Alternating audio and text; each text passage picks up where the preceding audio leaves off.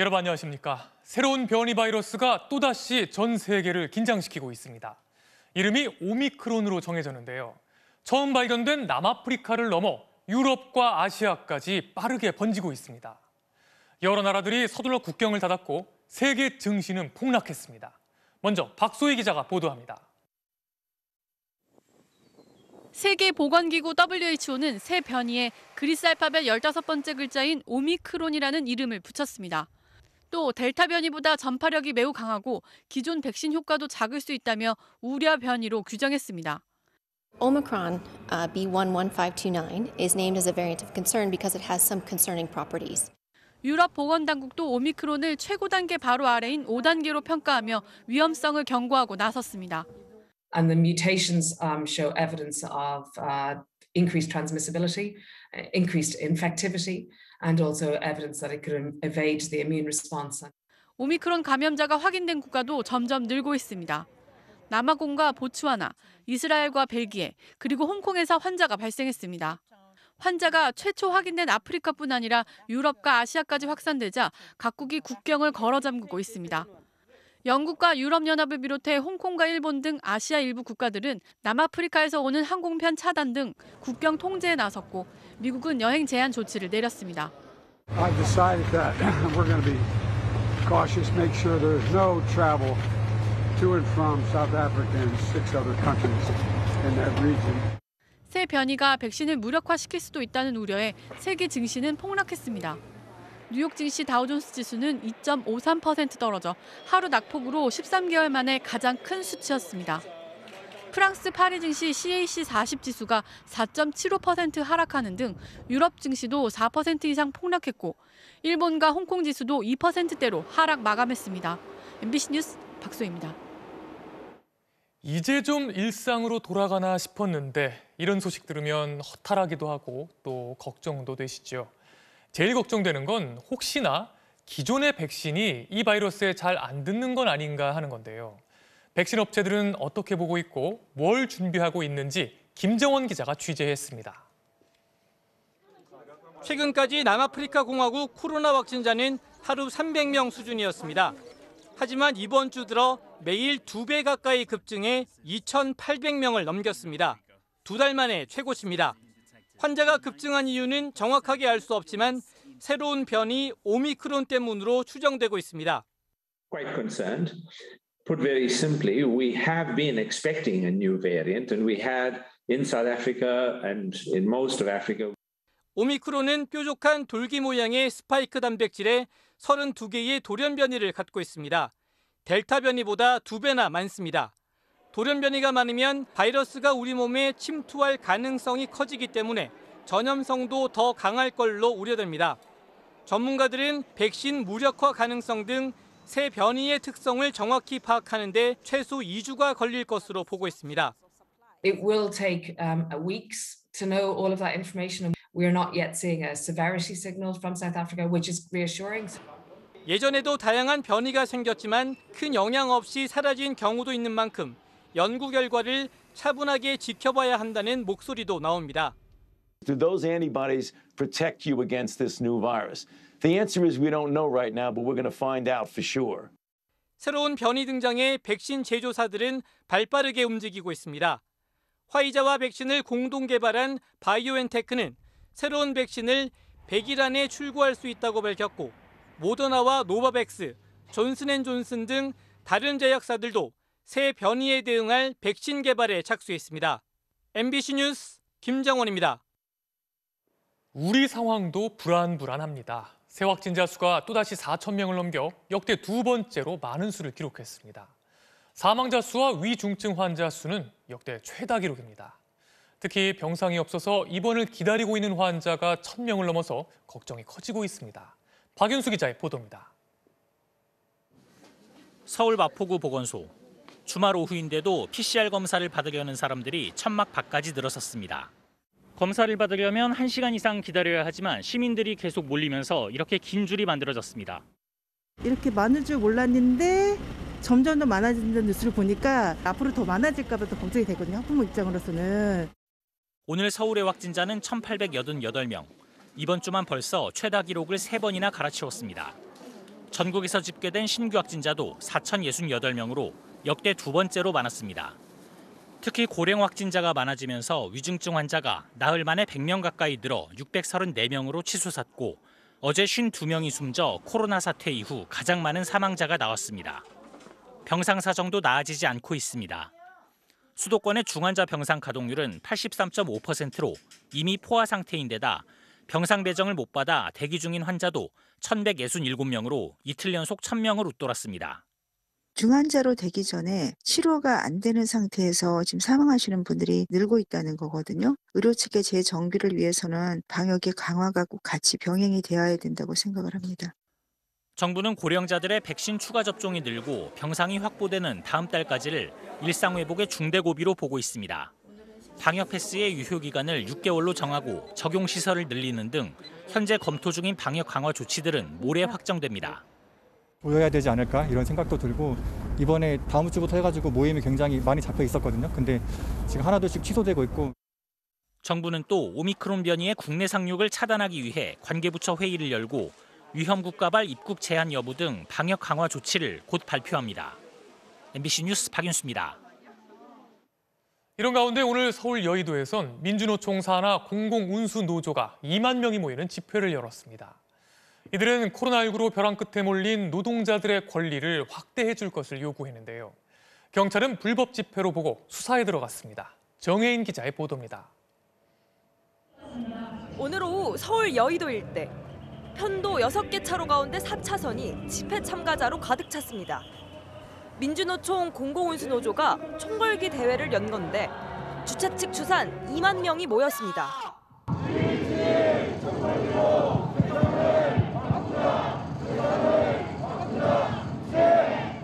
이들은 코로나19가 장기화되는 가운데 정부가 사회 공공성과 노동기본권 확대에 나서야 한다고 주장했습니다. 나라다운 나라를 우리가 만듭시다. 공공성과 노동권은 코로나19 이후 한국 사회가 나아가야 할 시대 정신입니다. 화물연대 등 민주노총 공공운수노조 산하노조 세 곳도 사전대회를 진행했습니다. 낮부터 서울 도심 곳곳에서 집회를 벌인 노조원들은 이곳 여의도에 모여 대규모 집회를 열었습니다. 앞서 민주노총은 최대 집회 가능 인원을 넘겨 서울시와 경찰로부터 금지 통보를 받았습니다. 하지만 1시간 전 집회 장소를 기습 공지하며 집회를 강행했습니다. 오전부터 경찰이 광화문과 여의도 등의 임시검문소 16곳과 안전펜스를 설치하고 경력 8천여 명을 동원했지만 막을 수는 없었습니다. 큰 물리적 충돌은 없었지만 여의도역 교차로 일대에선 3시간 넘게 교통혼잡이 빚어졌습니다. 원래 버스가 와야 되는데 지금 안 와가지고 아예 못 타고 있는 상황. 하염없이 그냥 계속 기다리고 있었다가 이제 딴 루트로 찾아서 가려고. 서울시는 감염병 예방법 위반 혐의로 참가자 전원을 내일 경찰에 고발하기로 했고 경찰도 수사에 착수했습니다. MBC 뉴스 정인입니다. 오늘 전두환 씨의 발인이 있었습니다. 부인인 이순자 씨가 연결식에서 사죄의 뜻을 밝히기도 했는데요. 전 씨 측의 첫 사과였지만 구체적인 내용도 없었고 5.18 민주화운동의 희생자나 유족에 대한 사과도 아니었습니다. 임상재 기자의 보도입니다. 전두환의 빈소가 마련된 서울 신촌 세브란스 병원 장례식장. 전 씨의 관은 태극기가 아닌 흰 천으로 덮여 있습니다. 전 씨는 유언대로 화장됐고 이후에는 연희동 자택에 임시로 안치됐습니다. 전 씨의 부인 이순자 씨는 연결식에서 남편 대신 역사적 과오에 대해 사죄의 뜻을 밝혔습니다. 가족을 대신해 남편의 재임 중 고통을 받고 상처를 입으신 분들께 남편을 대신해 깊이 사죄를 드리고 싶습니다. 3분 15초 분량의 추도사에서 사죄의 뜻을 밝힌 건 15초에 불과했지만 5.18 민주화운동 진압에 대한 사과가 없었던 남편을 대신한 전 씨 측의 첫 사과라고 해석됐습니다. 그런데 이 씨는 누구에게 어떤 과오를 저질렀는지도 언급이 없었고 재임 중이라는 기간을 강조했습니다. 1980년 9월 전 씨가 대통령으로 취임하기 이전에 발생한 5.18 민주화운동은 사죄 대상에 포함하지 않은 겁니다. 이 씨 발언을 두고 5.18 단체들이 진실성이 없다며 비판하자 전 씨 측 민정기 전 청와대 공보비서관은 5.18 관련해서 말한 게 아니라고 다시 한번 확인했습니다. 지난 23일 전 씨가 사망한 뒤 닷새 동안 이어진 장례는 마무리됐습니다. 하지만 내란죄 등으로 실형을 선고받은 전력으로 전 씨는 국립묘지에 안장될 수 없고 장지는 아직 정해지지 않았습니다. MBC 뉴스 임상재입니다. 코로나 유행으로 연기되어 오던 모터쇼가 2년 만에 열렸습니다. 이름도 모빌리티 쇼로 바꿨는데요. 내연 기관차를 대신해 전기차로 바뀐 신차들과 사람 없이 운행되는 자율주행 차량 기술이 곧 실생활에 등장할 것을 예고했습니다. 이성일 기자가 취재했습니다. 출시 5년 만에 새 단장을 한 소형차부터 전기차 전용 플랫폼을 활용한 준중형 SUV까지 자동차 업체들이 앞다퉈 무대에 올린 차량들은 모두 엔진이 없는 순수 전기차들입니다. 제네시스 브랜드의 중형 SUV 차량, 벤츠의 S클래스 세단 차량처럼 최고급 제품 라인들까지 전기차로 새 모델을 내놓은 자동차 회사들의 변신은 무공해 차량 전성시대가 멀지 않았음을 보여줍니다. And we will do everything possible to achieve complete electrification by 2030, where the market conditions allow. 2035년 이후에는 전기차만 팔 수 있는 유럽. 2030년 이후 신차 절반 이상을 친환경 차량으로 팔아야 하는 미국처럼 주요 시장에서 내연 기관 차량의 입지는 좁아집니다. 독일에서도 연기관을 좀 살리는 그런 고민들을 같이 하고 있습니다. 그럼에도 불구하고 세계 전체의 어떤 대세는 지금 전기차 수소차로 이렇게. 모빌리티 쇼에서 주목받은 또 하나의 기술은 자율주행입니다. 운전자의 도움 없이 복잡한 도심을 운행하는 차량을 내년에는 볼 수 있게 됐습니다. 주변 차량의 움직임에 맞춰 속도를 조절하고 무리 없는 유턴까지. 숙련된 운전자 같지만 차량을 움직이는 것은 기계, 차량 운행 프로그램입니다. 운전대가 달려있지만 운전자는 이를 움직이지 않아도 되는 4단계 기술로 차선을 지키고 앞뒤 차량과 간격을 유지하며 운전하는 사람을 돕는 현재 기술을 한 차원 높인 것입니다. 일반인들을 태우고 도로를 다니는 시범 운행이 다음 목표입니다. 혼잡한 도심에서 벌어지는 다양한 상황들에 안전하게 대응하는 자율주행 기술을 많은 분들이 직접 경험해 보실 수 있기를 기대합니다. 미국 업체 GM이 가장 먼저 미국의 한 도시에서 내년부터 일반인 상대 서비스를 신청했지만 완성된 자율주행 기술을 가진 자동차 회사는 아직 없습니다. MBC 뉴스 이성일입니다. 호남을 방문해 이틀째 일정을 이어간 이재명 후보가 윤석열 후보를 겨냥해 무능과 무지 등 삼무 후보라고 비난했습니다. 반면 자신은 실적과 실력 등을 갖춘 삼실 후보라며 지지를 호소했습니다. 이학수 기자입니다. 목포와 신안에 이어 전남 장흥의 토요 전통시장을 찾은 민주당 이재명 후보는 시장 한복판에서 즉석 연설을 가졌습니다. 국민의힘 윤석열 후보를 겨냥해 국정관리에 대한 경험도 실력도 부족한 데다 무속인과의 관계까지 있는 삼무는 죄악이라고 날을 세웠습니다. 국정에 대해서 아무것도 모르면서 무슨 이상한 스승님 찾아다니면서 나라의 미래를 무당한테 물으면 되겠습니까? 대통령을 뽑을 땐 자신과 같은 실력과 실천력, 실적을 봐야 한다고 차별화했습니다. 지금까지 약속을 지켰던 만큼 미래의 약속을 지킬 것입니다. 약속을 지키고 과거에서 증명해온 사람 누구입니까, 여러분?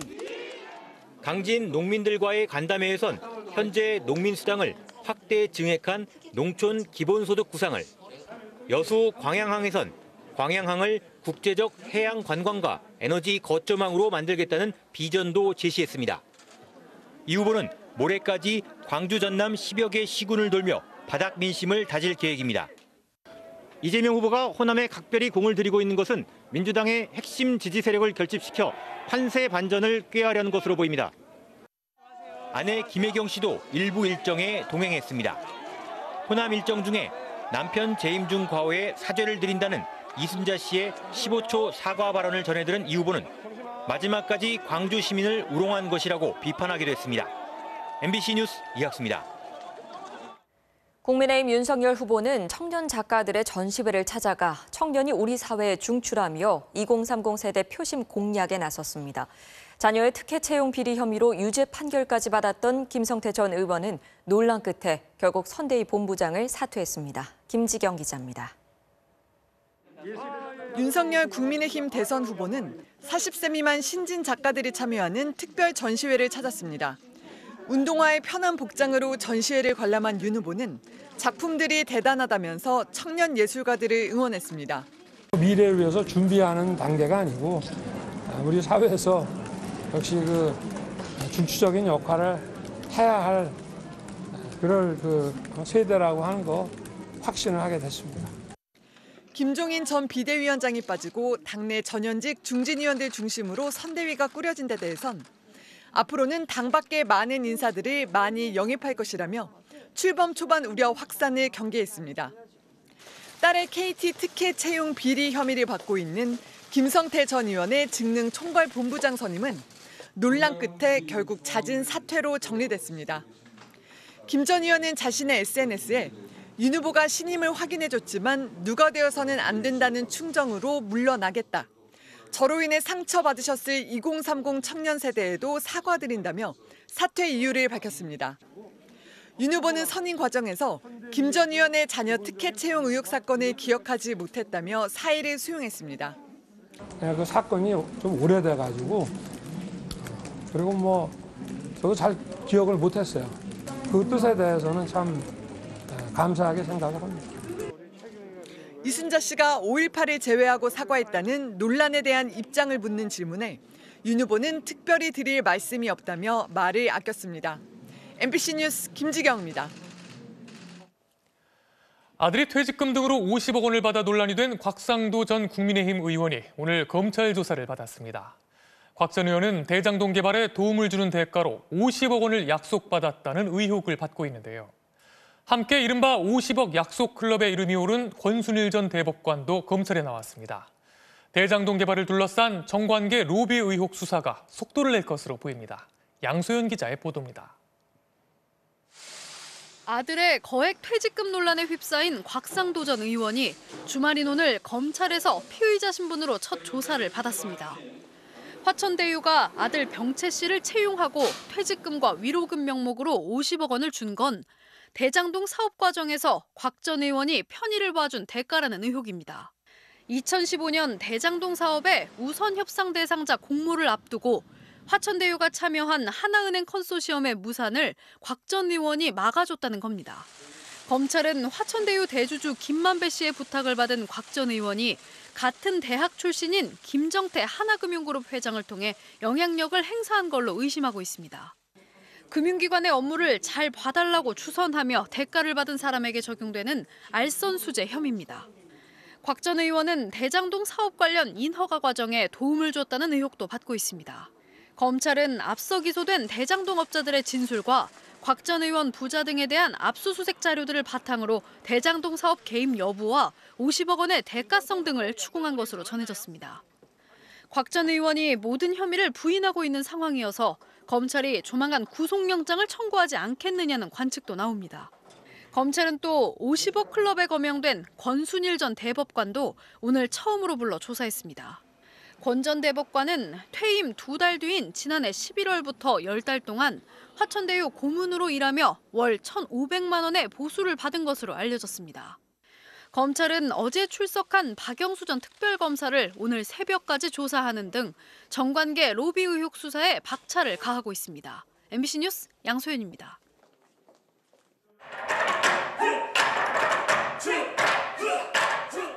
난타 공연 보셨습니까? 주방의 조리기구를 사정없이 두드리는 독특한 형식이죠. 외국에서 더 주목을 받으면서 20년 넘게 공연 한류를 이끌어왔는데요. 코로나로 문을 닫은 지 21개월 만에 다시 무대에 오르게 됐습니다. 난타의 아버지 송승환 총감독을 전동혁 기자가 만났습니다. 서울 명동의 난타 전용관. 텅 빈 공연장에 불이 켜지고 도마 두드리는 소리가 리듬감 있게 울려 퍼집니다. 본 공연이 아닌 연습이지만 다음 달 21개월 만에 관객 앞에 서는 배우들은 땀으로 세수를 하며 열정을 쏟아붓습니다. 지난 1997년 난타를 탄생시킨 송승환 감독은 이번에도 총 연출을 맡았습니다. 시각장애 4급 판정을 받을 만큼 시력이 나빠져 지금은 30cm 거리 안쪽만 보이기에 배우들의 동작과 표정은 카메라에 연결된 모니터로 살핍니다. 아무래도 전처럼 잘 보이지 않으니까 더 열심히 듣게 되고요. 난타도 사실 들어야 되는 요소들이 많잖아요. 단일 공연으로 51개국 280여 개의 도시를 순회하며 미국 뉴욕과 태국 방콕 등의 전용 공연장을 세웠던 난타지만 코로나19의 벽은 넘기 힘들었습니다. 해외 전용관은 모두 문을 닫고 명동 전용관의 공연도 중지됐습니다. 공연계가 다 정말 힘들고 어려운 시기였죠. 무대에 있어야 할 사람들이 택배도 하고 또 배달 기사, 대리 기사. 하지만 난타를 다시 무대에 올린다는 소식에 과거 난타를 기억하는 관객들의 격려가 이어졌습니다. 난타를 처음 선보였던 지난 1997년과 올해의 상황이 묘하게 닮았다는 겁니다. IMF로 다들 힘들었을 때거든요. 그때 통쾌하다, 후련하다 이런 얘기들을 해주셨는데 지금 그때나 다를 게 없잖아요. 미국에선 순회 공연을 하자는 제의도 들어왔습니다. 요즘 K컬처가 다시 이렇게 선전을 하면서 다시 관심이 높아지고 있고 다시 시작이라는 송 감독의 의지가 관객의 가슴을 어떻게 난타할지 관심이 커지고 있습니다. MBC 뉴스 전동혁입니다.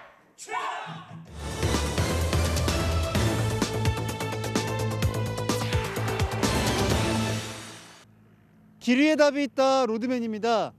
한때 먼 나라들의 이야기라고만 생각했던 기후변화 문제가 이젠 전 세계적인 기후 위기로 번지고 있습니다. 최근에는 우리나라도 생태계가 급변해서 교과서를 다시 써야 할 정도라는데요. 대체 어떤 상황인 건지 지금부터 길 위에서 살펴보겠습니다.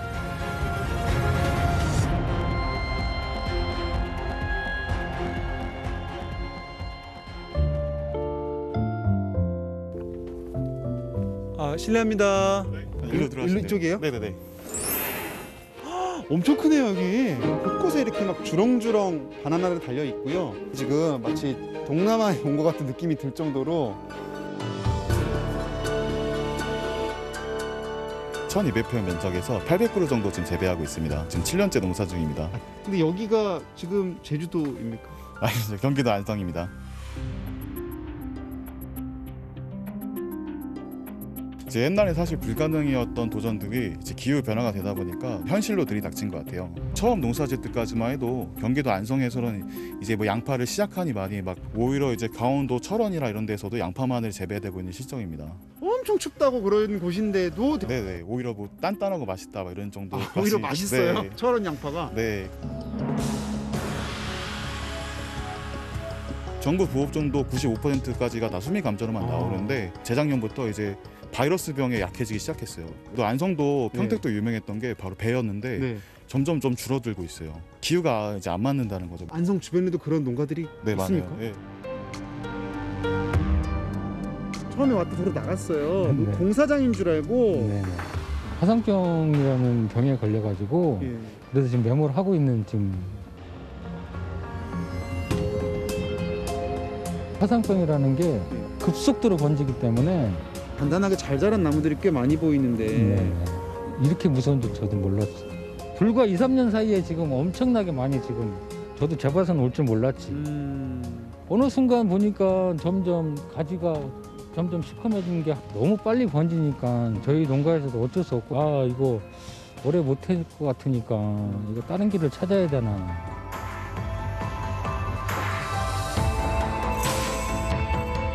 봄에 또 맹해 피해 받아가지고 그것도 열매 또 많이 못 달았어요. 10만 장 단다고 치면은 보통 4만 장 화상병 약이라고 뚜렷한 게 없어요. 농사 짓기가 점점 어렵다는 거죠. 지난 10년을 생각해 보면 많이 없어지지 않을까 싶어요.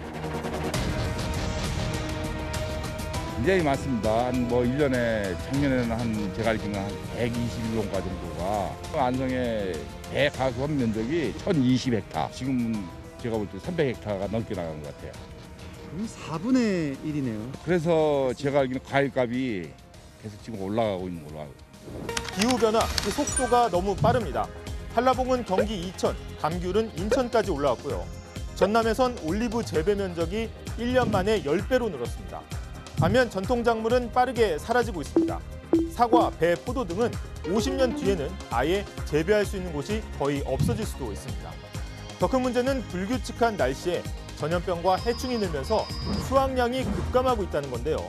정부 보고서는 수십 년 내로 쌀은 수확량의 4분의 1이, 여름 감자는 30% 이상이 줄어들 수 있다고 경고했습니다.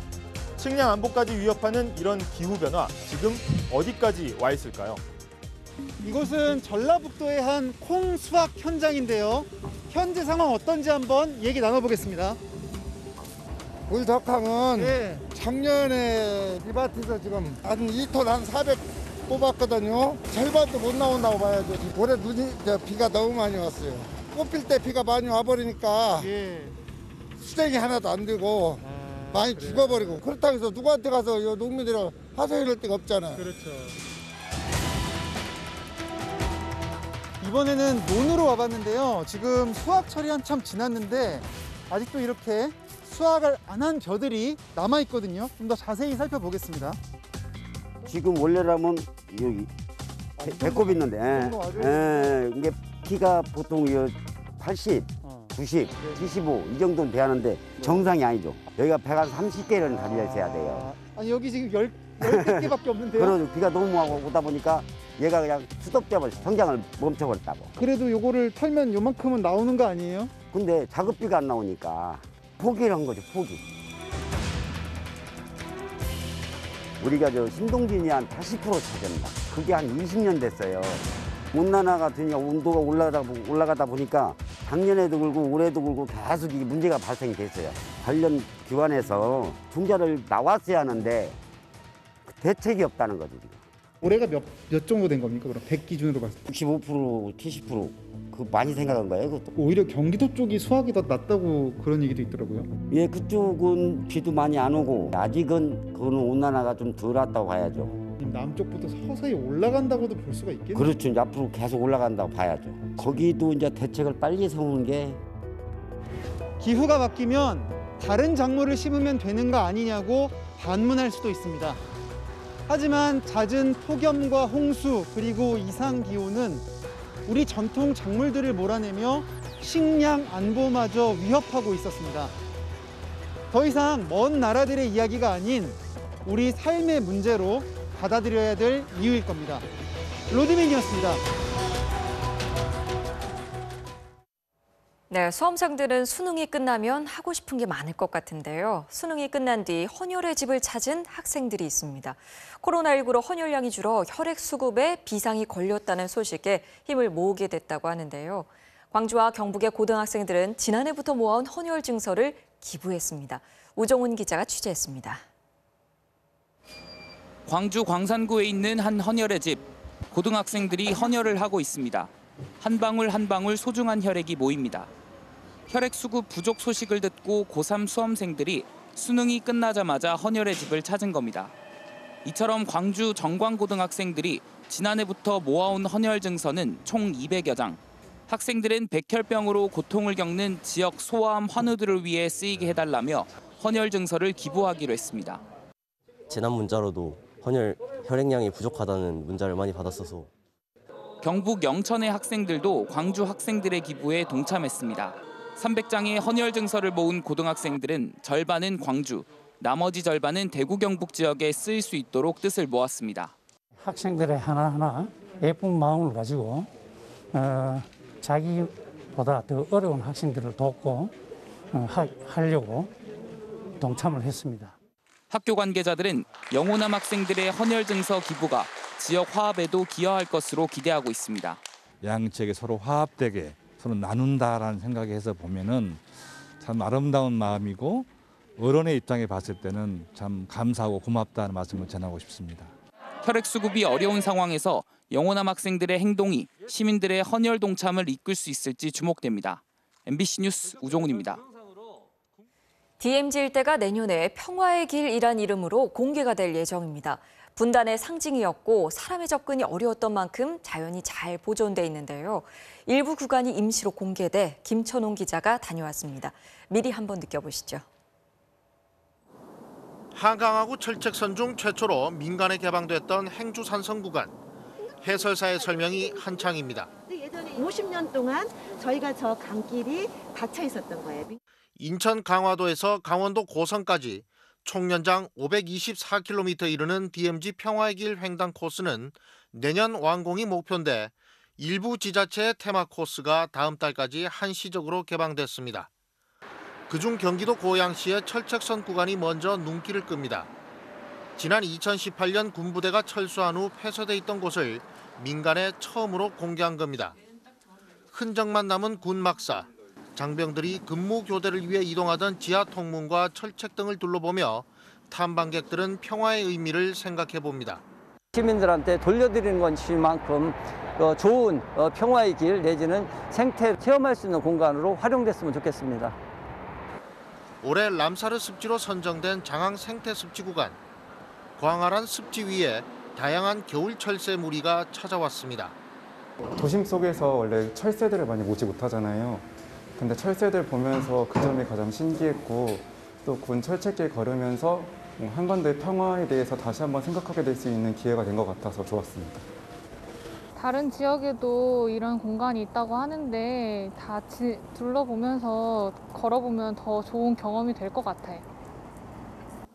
공개 일정이 각 지자체마다 조금씩 다른 데다 사전 예약을 해야만 탐방할 수 있습니다. DMZ 평화의 길에 참여한 10개 지자체 중 경기도 연천과 강원도 철원, 인제 등 3곳은 철새 보호를 위해 이번 공개에서 빠졌습니다. 정부는 이번 한시적 공개를 거쳐 날씨가 풀리는 내년 봄부터 재개방을 검토하고 있습니다. MBC 뉴스 김천홍입니다. 일제강점기에 러시아 사할린으로 강제 이주했다가 광복 후에도 귀환하지 못했던 사할린 동포와 가족 91명이 오늘 한국 정착을 위해 입국했습니다. 오늘 도착자들 포함해 다음 달 10일까지 260명이 입국해 격리를 거친 뒤 안산과 인천 등의 임대주택에 입주하게 됩니다. 1990년부터 영주 귀국 사업에 따라 4,400여 명의 사할린 동포와 가족이 정착했지만 사할린 동포 지원에 관한 특별법 시행 이후 귀국하는 것은 이번이 처음입니다.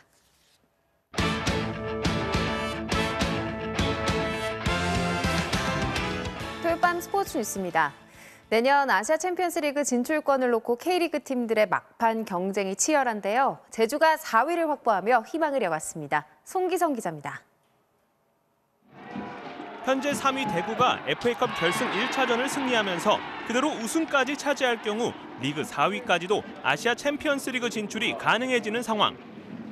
그래서 더 관심이 집중된 4위 제주와 5위 수원FC의 맞대결에서 홈팀 제주가 먼저 기세를 올렸습니다. 전반 29분 주민규의 패스를 받은 제르소가 골망을 흔들었습니다. 하지만 VAR 판독 결과 공을 뺏는 과정에서 파울이 적발돼 골이 취소됐습니다. 수원FC는 최근 3경기 연속골 행진 중인 라스가 결정적인 기회를 맞았지만 제주 이창근 골키퍼의 선방에 가로막혔습니다. 승부는 후반 추가 시간에 갈렸습니다. 이번에도 득점 선두 주민규가 해결사였습니다. 정우재의 크로스를 가볍게 머리로 돌려 넣으며 자신의 K리그 통산 100번째 골을 극적인 결승골로 장식했습니다. 제주는 마지막 한 경기를 남겨두고 최소 4위를 확보해 챔피언스리그 진출 희망을 이어갔습니다. 진출까지 가까이 왔다고 생각을 하거든요. 마지막까지 또 이기는 경기 할 수 있도록 잘 준비하겠습니다. K3 리그 챔피언 결정전 2차전. 고종훈 감독이 이끄는 김포FC가 0대2로 뒤지다 후반 추가 시간에만 거짓말처럼 2골을 터뜨립니다. 합계 3대2로 이기며 창단 첫 우승을 차지했습니다. MBC 뉴스 송기성입니다. 시리도록 푸른 하늘이 함께한 주말, 큰 일교차 때문에 옷 입기 참 어려우셨죠. 오늘 아침 내륙 산간 지역의 수온주는 또다시 영하 10도 안팎까지 떨어졌는데요. 내일도 복사능각 효과 때문에 서울의 아침 기온이 영하 1도, 경기 동부 등 내륙 많은 지방이 영하 5도 안팎까지 떨어져 춥겠고요. 오후에는 금세 10도를 웃돌면서 활동하기 무난하겠습니다. 먼지 걱정도 없겠지만 동해안 지방에 계신 분들은 산불에 대한 경각심을 늦춰선 안 되겠습니다. 특히 건조 경보로 격상된 속초와 양양, 고성 등지에선 실효 습도가 25%에도 미치지 못하고 있고요. 내일 오후부터는 동풍까지 더 강해지면서 앞으로 사흘간 해안가에서는 너울도 밀려올 수 있겠습니다. 해안가 안전사고에도 유의하셔야겠습니다. 내일 낮 동안 구름 사이로 환한 햇살이 비추겠고 공기도 내내 깨끗하겠습니다. 내일 아침 기온 오늘과 비슷해서 서울이 영하 1도, 대구도 영하 1도까지 떨어지겠고요. 한낮의 기온은 금세 올라 서울이 11도, 대전 14도, 대구 14도, 부산 16도로 일교차가 크겠습니다. 동해안의 건조함은 다음 주 화요일 전국에 비나 눈이 내리면서 일시적으로 해소되겠고요. 이후 주 후반에는 지난번보다 더 심한 강추위가 밀려오겠습니다. 날씨였습니다. 토요일 뉴스데스크 마치겠습니다. 고맙습니다.